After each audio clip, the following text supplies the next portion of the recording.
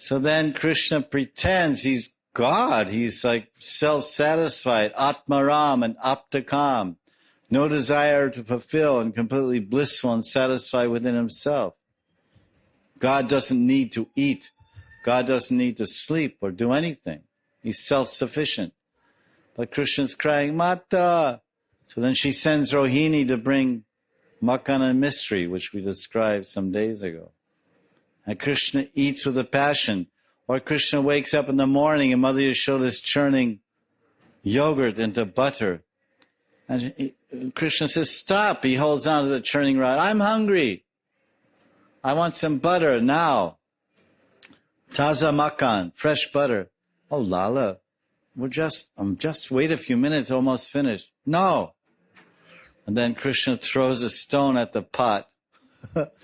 He throws a stone at the pot and the yogurt that's not quite turned into butter starts running on the floor. And his mother gets angry. Hey, Lala. So this is Krishna Vrindavan. So the gopis deliberately don't dress themselves because Krishna will enjoy dressing them. In fact, there's one particular bhav in Radharani's storehouse of unlimited loving expressions towards Krishna.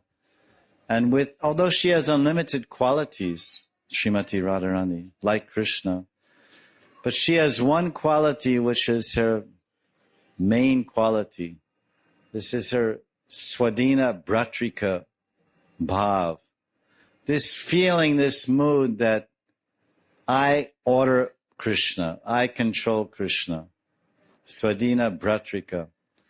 So in this particular expression of Bhav, Radharani and Krishna spent the night together after Ras Leela in a very intimate, confidential setting in the Kunja, in the forest grove.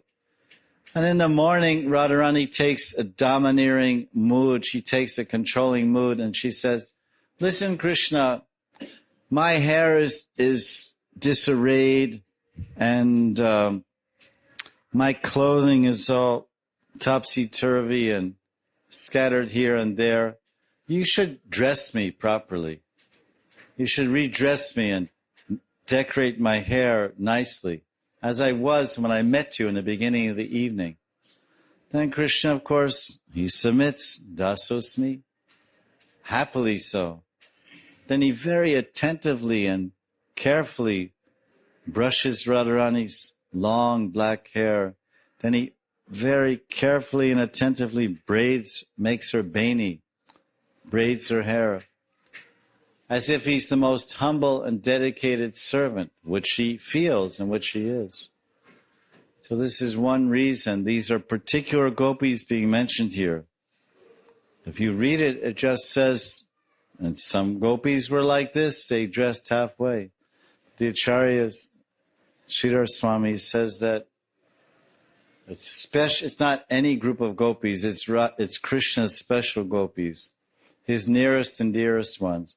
So the most intimate lovers of Krishna, they know the greatest secrets and intimacies of his heart. So they're acting in such a way to fulfill those intimate feelings and aspirations that Krishna has.